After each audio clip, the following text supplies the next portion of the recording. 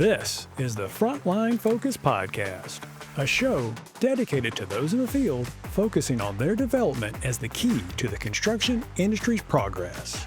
This is Season 1. Our focus will be on the hidden cost of safety.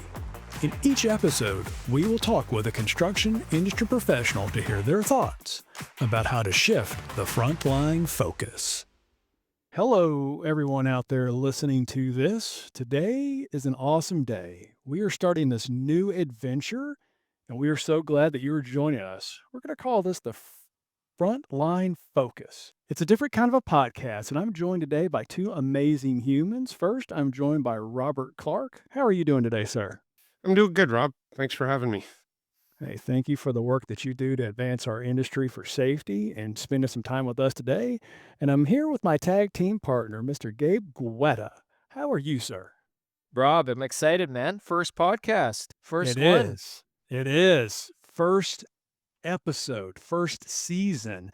This whole new adventure of you and I trying to share stories and then move some knowledge around, shift a little focus, shall we say, if that makes sense.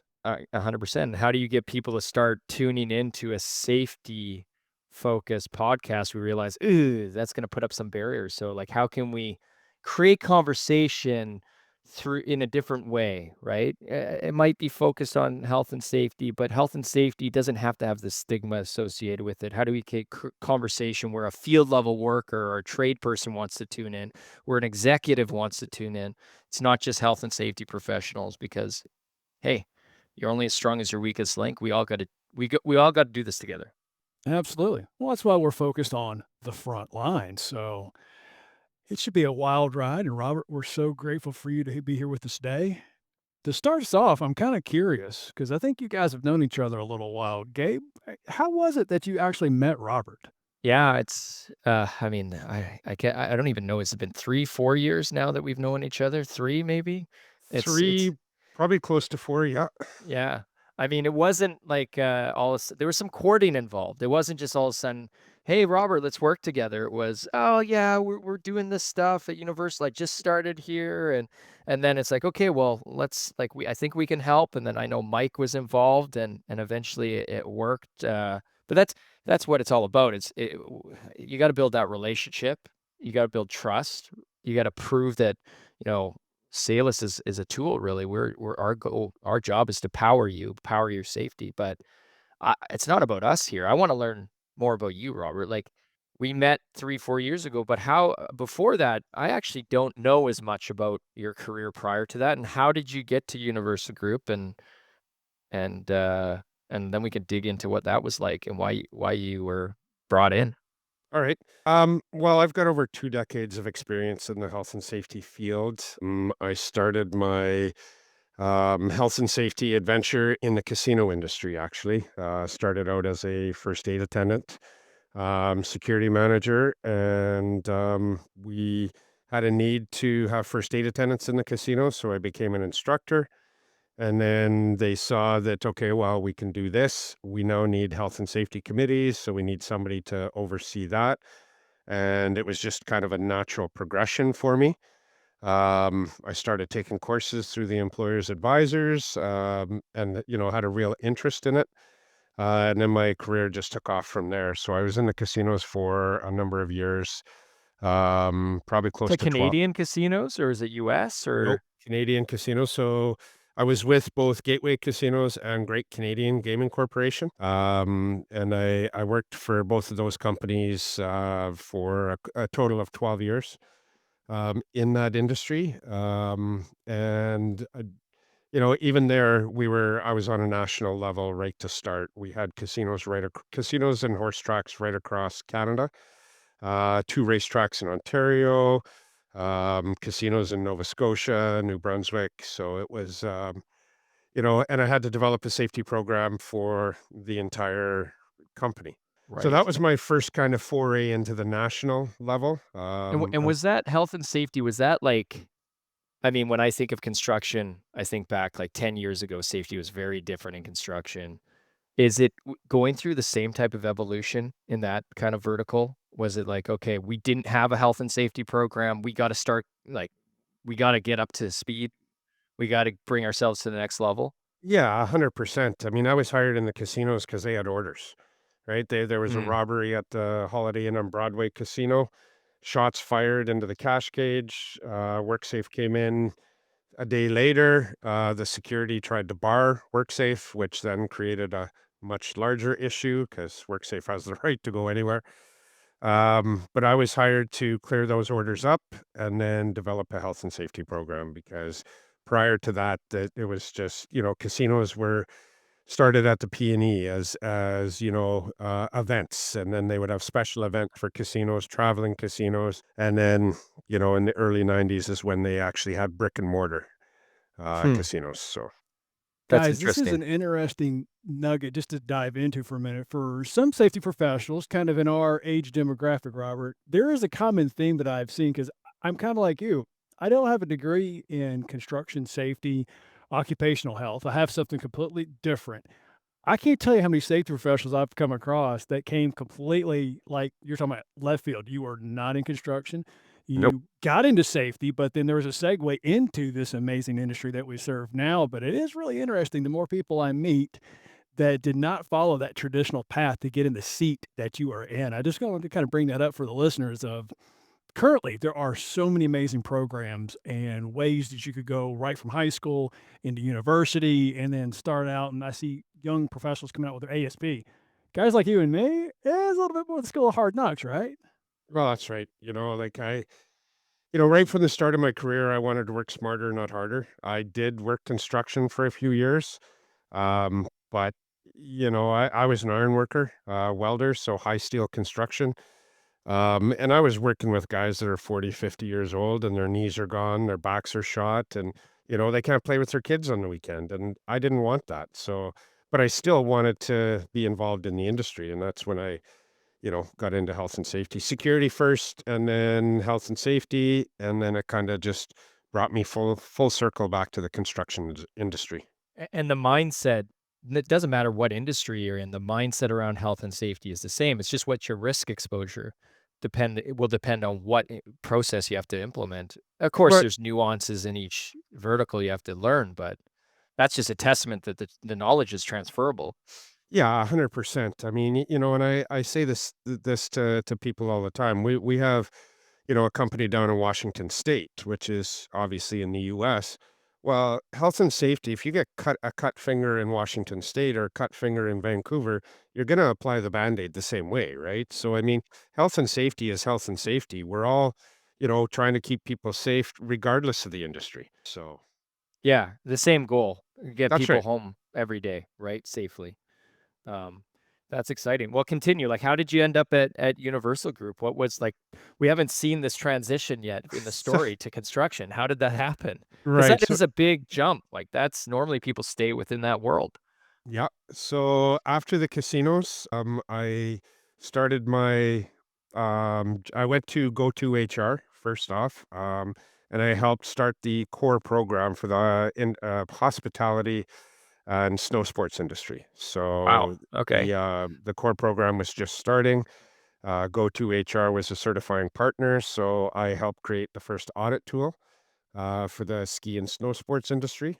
And then from there, I wanted to branch out on my own and I started my own company. So I was a consultant for 4 years, working for large organizations such as BC Hydro, Accenture, TELUS, just to name a few for contracts. And then from there, I kind of realized that you're always chasing contracts. You're always, as an independent contractor, I had a mortgage, I had a family.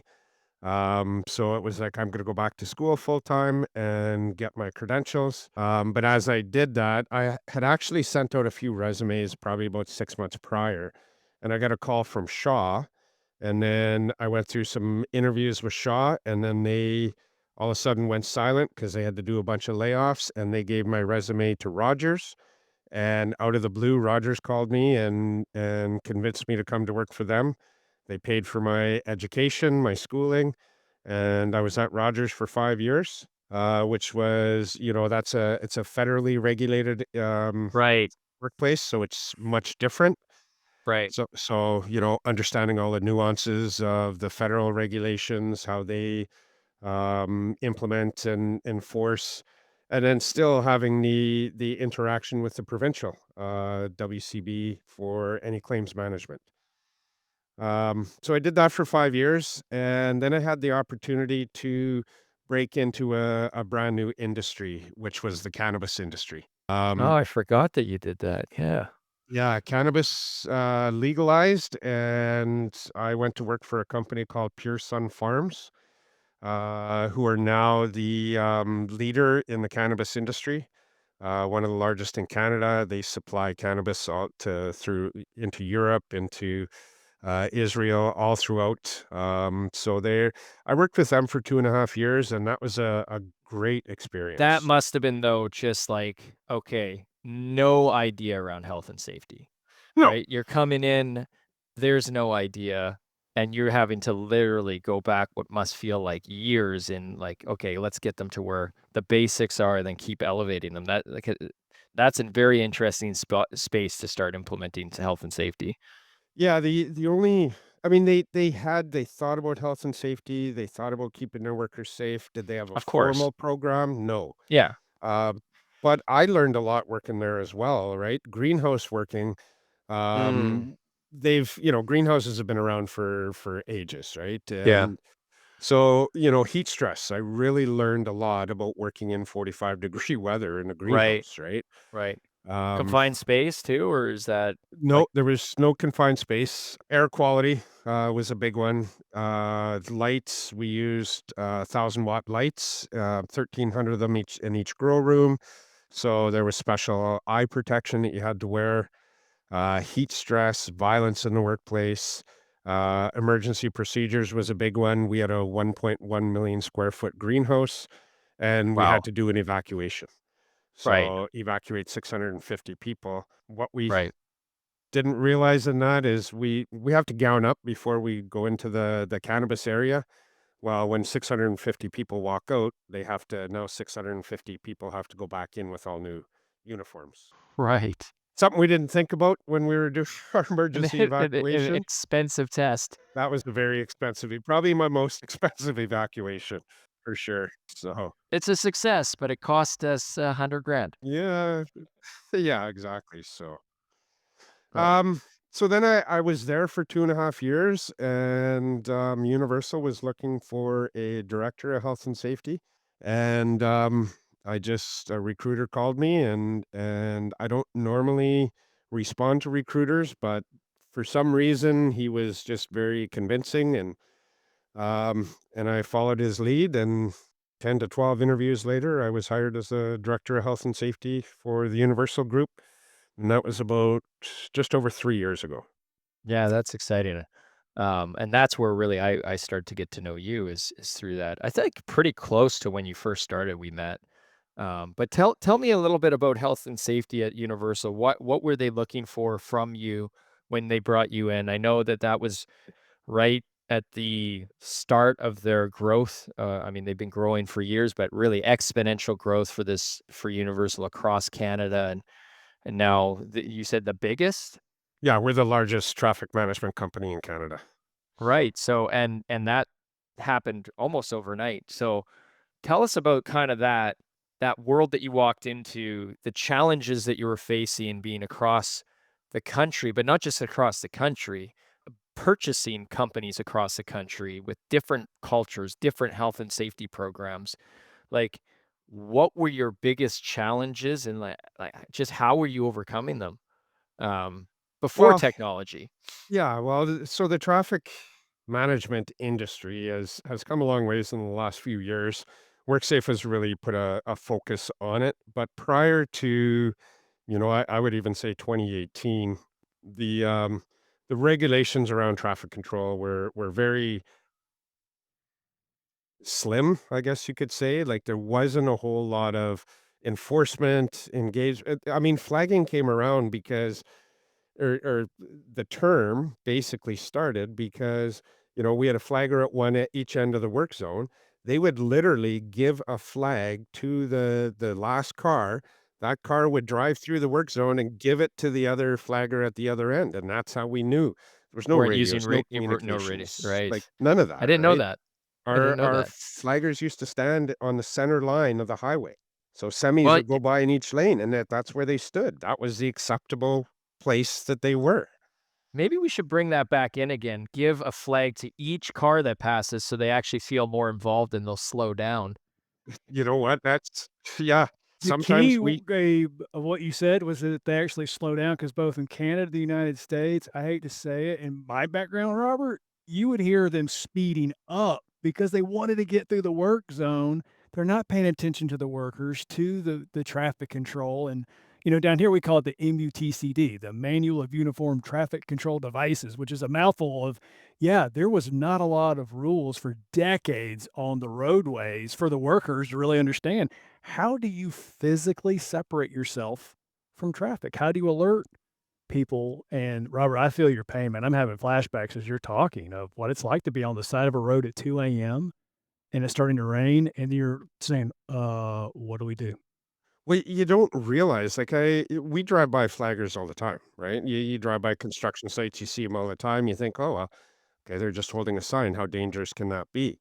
You step out on that road, like I've been out, I've flagged. Now I don't have the experience that our flaggers do, but it's scary, right? Like you're standing there, you're watching traffic in both directions. Depending, like I remember my first event was the Grand Fondo in Penticton. So I had to watch cyclists. I was doing an intersection and there was, cars turning from all directions, cars going in all directions. Four of us in the intersection. Now I didn't tell them I was the director of health and safety. But they're yelling at me, right? "Hey, watch that car, watch this, watch it." There is so much, that I you love have that to you went pay and did attention. that. That's Well, great. and I continue to do that because you have to get out there with these, with our workers, with our 100%. employees and experience what they experience. There a lot of what we've found, like prime example, Mike Slobach, he's one of your employees. He stopped by one of our sites one time just to hand out some swag, and one of our employees is like, "No, I don't like Salus. I can't do that." And Mike's like, "Well, tell me." He said, Yeah. Explain why. Yeah. I hear great feedback all the time. I want to hear the bad stuff. And she said, Yeah. I'm on long-term sites. I have to, I come here Monday. I have to do, and with paper, I can do the same FLRA field level risk assessment on Monday. I can carry that through right till Friday. You wanna go digital? Now I gotta do one every day.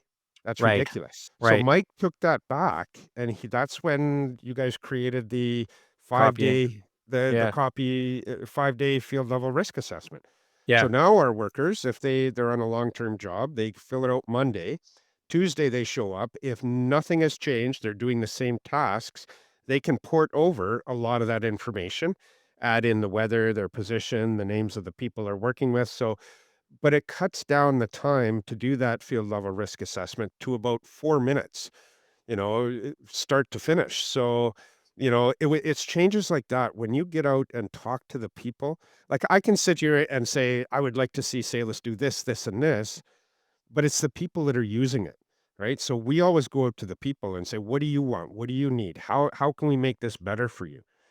If we Yeah, make and you getting in there in the field and actually experiencing it and figuring out software aside, I mean, just what do they need?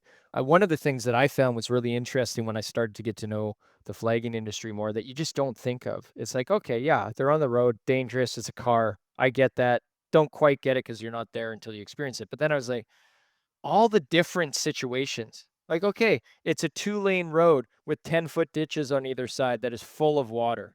Like you think, oh, they could just step off the road. Well, they can't in some situations. Or there's a cliff on one side, or there's traffic going both ways and you're stuck in the middle. And there's just so many different scenarios that they could be in that they have to be constantly breaking up that complacency and aware of, okay, this is different. What do I actually do when I get in a situation? And it's so important that at the beginning of their shift, they actually stop and think about that because human nature is you don't think about that until you're in the moment, and then that's too late, right? Well, that's right, and one of the biggest things that our people always need is an emergency escape route. That needs to be planned out ahead of time. If I'm standing here, where am I going? And I mean, you nailed it right there. If there's 10-foot ditches with water, you're not jumping into that ditch. That is No, not your escape route. Right. So what do you do? What do you either got to extend the work zone, you got to Right. have the contractor bring in a concrete barrier that you can stand behind. You got to like Right. there are things we can do, but like you say, we got to do that risk assessment ahead of time so that we know in advance before going to site do we need a barrier? Do we need to extend the work zone and have more equipment? What's the task that the contractor's doing, right? Can we all those sort of things. So, Robert, going back to when you first started, like it's clear that this is a complicated work environment. There's a lot of moving parts. You're doing tens of thousands of jobs a year. Yep. Some can be a day long, a week long, moving. It's not in one spot. They're constantly moving. What was the biggest challenge for you in the first, 6 months when you started working there? What were the things that you're like, is it buying new companies, getting them into the culture? Was it just learning this complex world? What was it? It was one of those situations that it's just like throw a dart and figure out where you wanna start, right? Like, so we were doing a lot of, purchasing and acquiring companies, right? So, there was a lot of integration that needed to happen.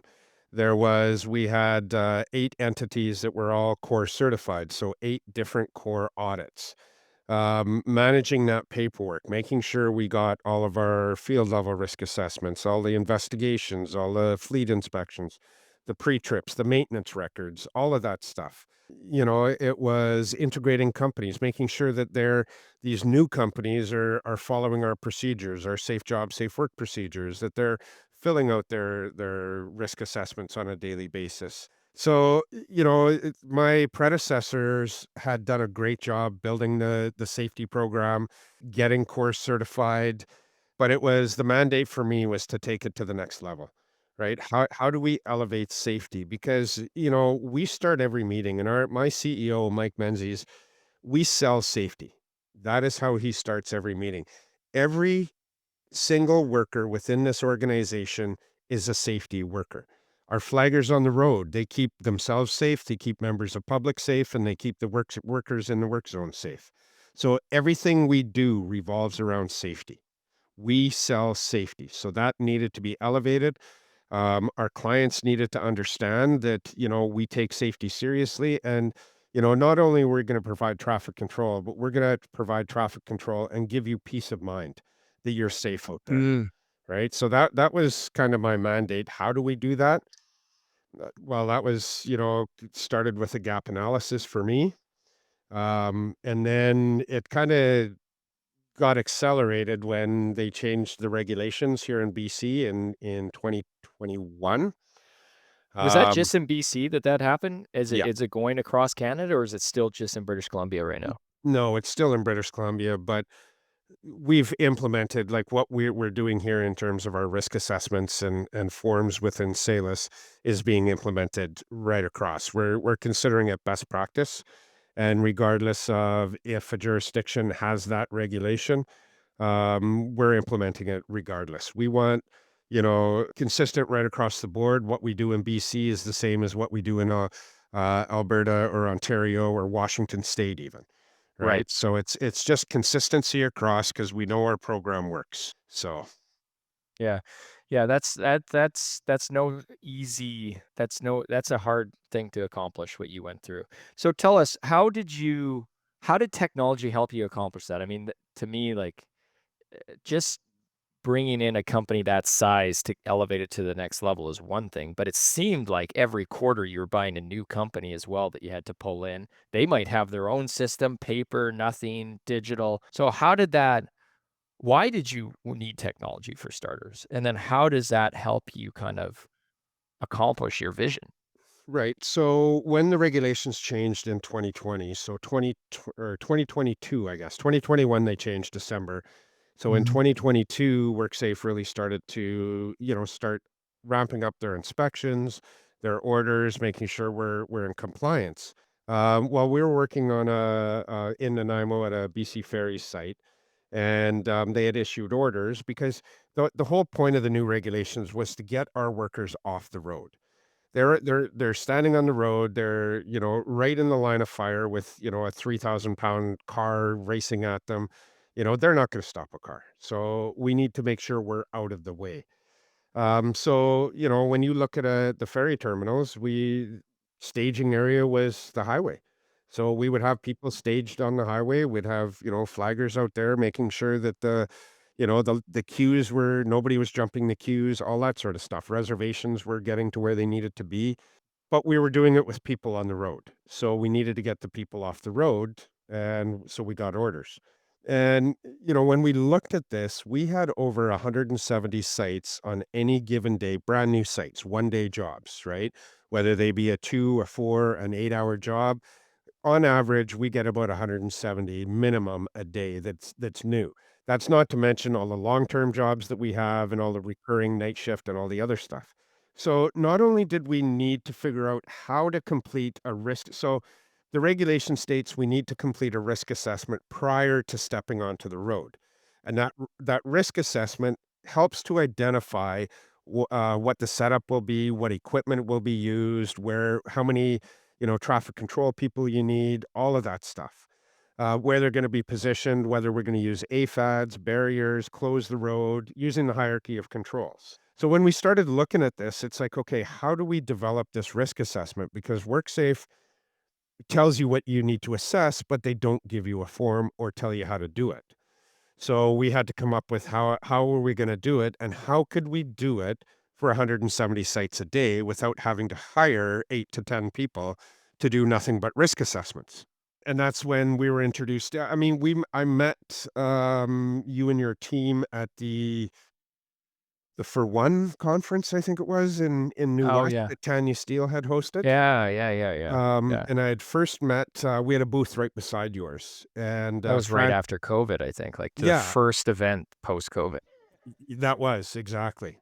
But Francis knew you, Yeah, so yeah, he's like, "Oh, yeah, yeah, you yeah. should We've talk been to talking. these guys." And I was, salespeople call me all the time, and I'm just, like I get, I don't know, 2, 3 calls a day. So I got to Yeah, be honest, I kind of pushed you off the first yeah. time, and then, when I actually had a Understandable. problem, now it's like, okay, I got to tuck my tail between my legs, and I got to go back to this guy that I already told no. So I basically said, I got this problem.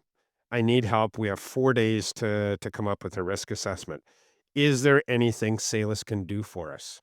So you brought your team together. I brought my team together. I remember sitting there for 3, 4 hours going over, and I had hired a consultant. I had talked to safety professionals. We had spent probably 2 months trying to figure out how to build this risk assessment. And we came to you guys. We kind of laid out the criteria, what we needed to do. You came back to us the next day with, an almost perfect form that we needed. We, went back and forth on some tweaks, completed the risk assessment, and, WorkSafe was happy with it. So then it was like, wow, this is great. So we purchased a small portion of Salus just to Yeah. do the risk assessment, right? That's all we needed. We needed to see what the capabilities of the system were first. But then you did something that I think was ingenious on your part. You're like, "You know what, Robert? It Here's must have been 20." an accident. I didn't do it on purpose then, or we didn't. There's no way. You're like, "Here's 20 licenses. Just use the whole system. See what you like. See if it works for you guys." So free of charge, use the system. And I had 2 guys that was so prior to Salus, I used 14 different systems to manage health and safety. And I've said this before, but everything from SharePoint to Google Forms to Power BI to Power Automate, SiteDocs, Monday.com, this Microsoft Suite, Bamboo, Geotab, and FleetWave. So, So Robert, you we didn't ha- really have a tech stack. You had a tech pile, shall we say. yes. But you know what? Like I said, my predecessor set this up, and these were all free Yeah. systems. They all worked. And they gave us stats, right? They gave us the starting point. However, being free, they were a little bit archaic. The Microsoft Suite would go down, Power BI would go down, and it was just so we had to have somebody dedicated to operate those 14 systems. So I had one guy that's all he did was manage the systems, do stats, take weeks to do stats, board report, dump it down into Excel, check it, dump it into Power BI, check it. put it into Power Automate, check it. Like it was just so many checks and balances, and it was just manual process the whole way. But then they got a hold of Salus, and they're like, "Wow, this." And I said, you know, I kind of felt like Steve Jobs in the sense because I said to Chris and Mike, I said, "I want this is what I want." So basically, I want music on my phone, and they did that, right? So Chris and Mike put together they built our first risk assessment, and I said, "Well, I want all the figure numbers in there. I want so when my flaggers are out there and they don't know what setup they need to do, they can put in some criteria, and logic will tell them what they need to do."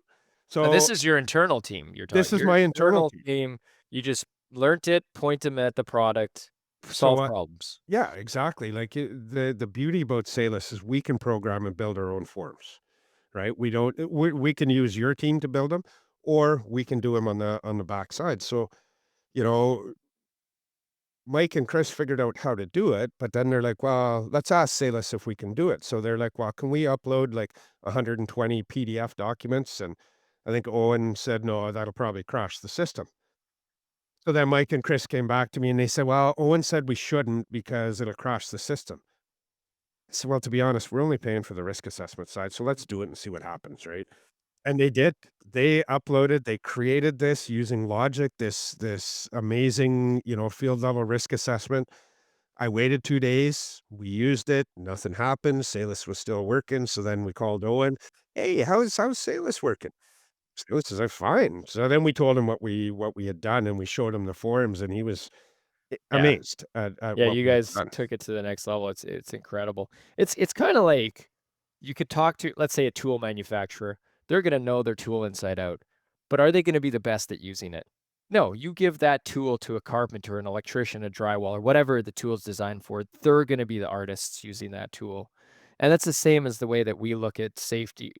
We're not we're not King Arthur in this story. We're Excalibur. We're here to power companies, safety professionals, trade workers, executives to get that much more out of safety, but also safety powers so much more than just safety, right?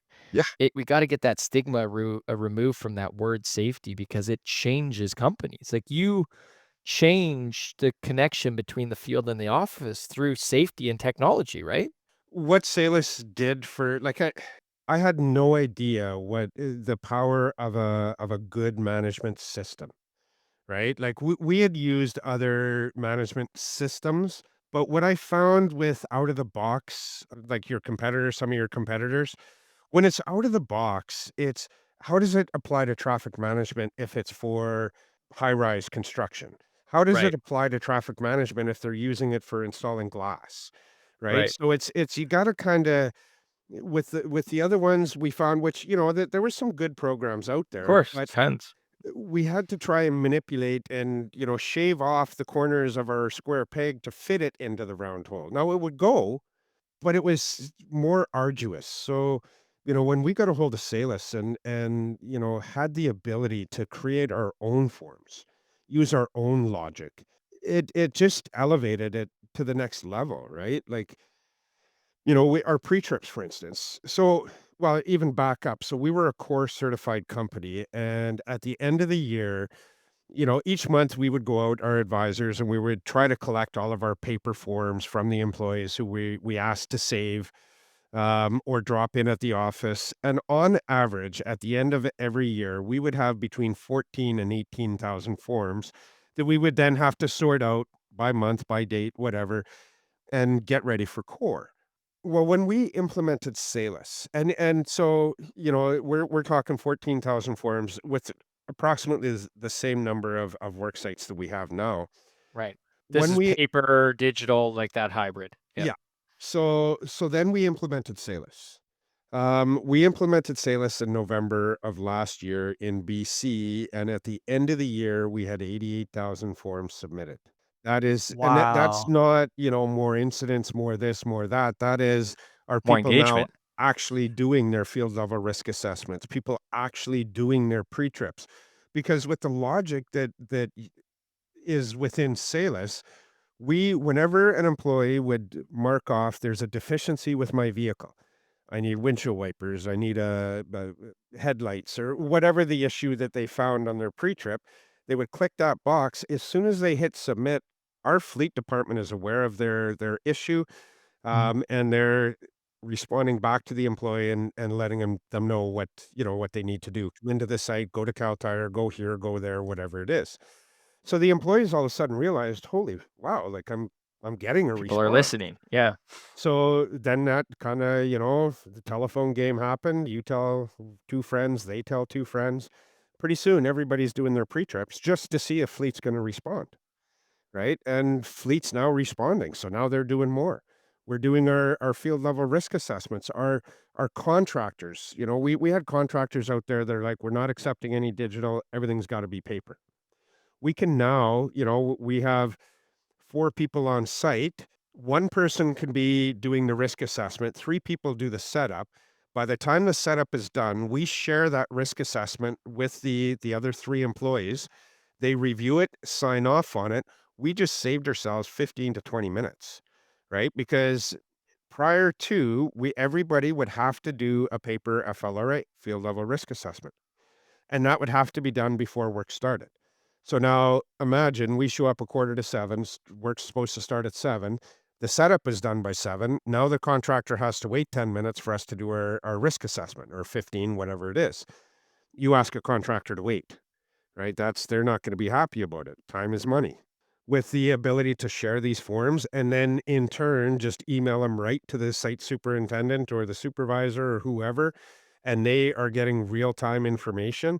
It just, companies It that said they would creates, never accept paper are now accepting it, right? yeah, it starts to create, like, what I always, not always said, I've come to realize, to be honest, over the last handful of years, safety is very much a top-down approach right now. Unfortunately, it's top. So a lot of the times it's middle up and middle down. You have a safety professional that's trying to get executives to buy in, trying to get the field to buy in. The best companies top spot in and it's pushing down. But it's still, to this day, very far and few between companies have figured out a way to actually get a field level worker to buy in truly to safety. And what I mean by that is, when you think about the two, like, because the reason is they need to get value out of it. They need to feel like they're getting something out. And unfortunately, safety today is still a barrier to the job that they need to do.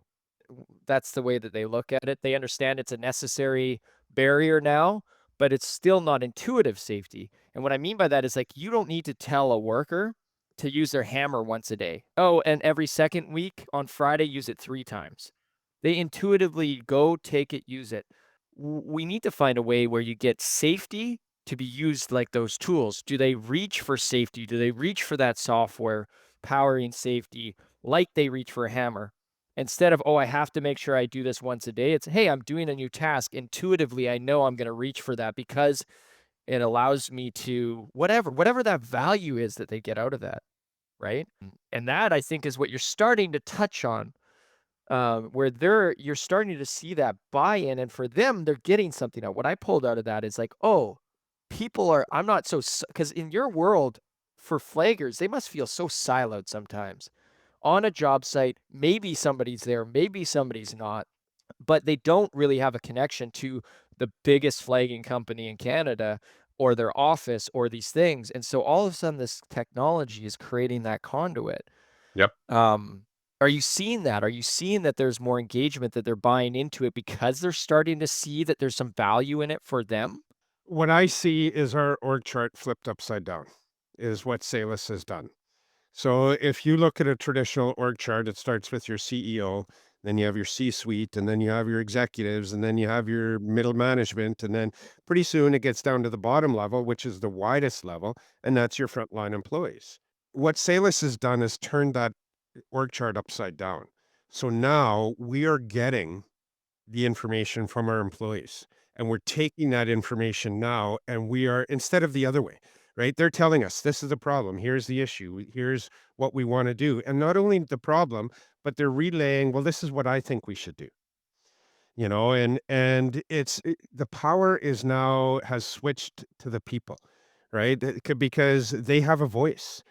They have a voice through Salus. They can tell us what their issues are. In real time, they can say, I have a contractor, I'm refusing unsafe work. we get notification, we can go out there. Yes, they still call us, but it's still in the system as They well. feel empowered. 100%. Not only is it empowered our frontline workers, but management. We have a lot of, contractors that we work with on a, daily basis. So Hydro, for instance, BC Hydro wants to know our stats. So they may call us up. How many site inspections, how many incidents, any manager at any point can go into the dashboard on Salus, filter by BC Hydro, and give them real-time information, right? So gone are the days of management. Oh, they call safety and what are our stats for this week or for that week? They Right. can look themselves. Yeah, I'll get back to you in a week. It's like, well, I know I need to know today, Yeah, like now. exactly. Yeah. Well, that's pretty cool. I've never actually thought of it in that way. You flip the org chart because the reality is just in construction, so much of the knowledge, so much of the information is in the field, right? And there's such a barrier between those worlds, right? So many conversations around bridging the gap between the office and the field, but the reality is there's a physical barrier and a technical barrier there. They are literally on an island on their own, and it's always a game of telephone.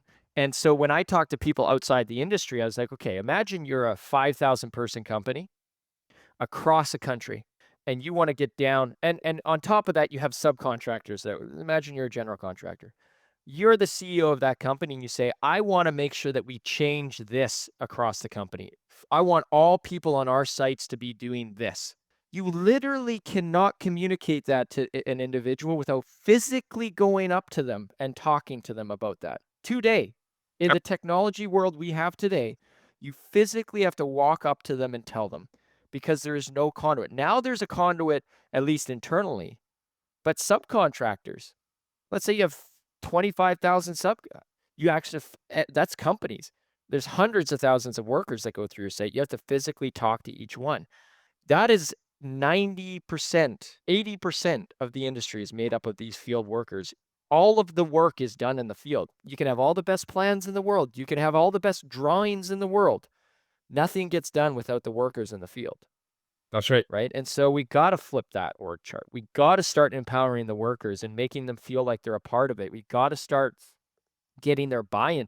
We got to start getting a 50-year-old tradesperson to recommend and want to nurture their children into that industry instead of telling them, hey, no, go get an academic education. I don't want you going into the trades. Right. So lots of work to be done, but Robert, you're on the right track here. I love what you're doing. Well, and we have such a diverse workforce. We're in many different geographical areas. The beauty about Salus and one of our other challenges. So we're in Quebec and we're in Washington State. So we're not only talking about English, it's French, Spanish, and English. So we needed a system where, we could, deliver forms in Spanish, deliver forms in French, allow our field workers who only speak that language to be able to still participate in safety. And with the flip of a button with Salus, you can put it in Spanish, you can put it in French. There's a little bit of work to be done on the back end, but you know, to use the same system across all entities, across all languages. Language is no longer a barrier to safety now, right? We got a new one for you. I don't know if you've heard because it just got released, but you can now, when a form comes back in Spanish or in French, if they freehand write, whatever, because you understand the check boxes, but if you don't speak Spanish or French, you can now AI translate and the whole form will translate the written content back to English or whatever language That's you want. beauty because I've been using Google. You hold the Yeah. phone up and then read. Yeah, so now you can do it, flip it. I think it just got released last week to it's not to everyone yet, but yeah. So Yeah, that should help you there. I'm excited about that. Rob, keep us on track. Where are we at? Robert, this has been an amazing conversation, man. Thank you for sharing your backstory with us, sharing some knowledge, and talk about how to better connect the field to the office. So, appreciate you joining us for this first episode of the first season, this whole new endeavor we're doing with the Frontline Focus podcast. Thank you for being here today, man. Oh no, I love it, and I'm really excited to be the first on the show too. It's You're the been first. exciting. I've we've worked with Salus for the last couple of years, and I've never been so passionate about a product. It's elevated safety. It has brought it to the forefront. Our people use it. I have so much information now. It's almost like, okay, we need to pull back a little bit, right? But it's just, really made my job easier, made the company's job easier, and the engagement, the morale. It's just, really affected the culture of our company and for the better. So. Well, Robert, that is exactly why that's what keeps me going every day. When I hear stuff like that, that's what powers us, is like creating that change, enabling, powering. In running a business, there's always the ups and downs, but I anchor myself in the customer conversations, what we're actually achieving with them. Because innovation isn't easy, right? Innovating at a field level where actual trade men and women are using a software is an incredibly challenging process. It's not like providing software to an office, and we're up for the challenge. We actually think it is like construction tech is really office tech, right? It's for the office workers. Construction tech, in my view, are the trades workers using it? Can you break that barrier and get them to use it? Which is crazy hard. But there's so much there. They just want, like you said, show them a little bit of value where they feel heard. They feel like they're getting something out of it, where their people are paying attention to them, that they're not just used as, a tool to make money, Yep. right? And you will change this industry. We will change this world. So that's exciting, man. And I'm happy that we got great partners like you to be a part of that with us. Yeah, and I'm just really excited about all the new stuff you guys are doing as well. Like, I talked to Julie about the LMS system. That's a Yeah, huge one that I could use right now, that's right? Like, awesome. so I mean, it's just the way you guys advance your technology, on the cutting edge. And it's just, and again, I can't say enough about, us having the ability to customize. It's almost, and I know it's not this way, but it's almost like you don't care about the money. You are more in it about the safety, and I know you do. Everybody's in business because Robert, for the I'm bottom allowed to line. not care about the money. My team is here so that they make sure that we make money. That's right.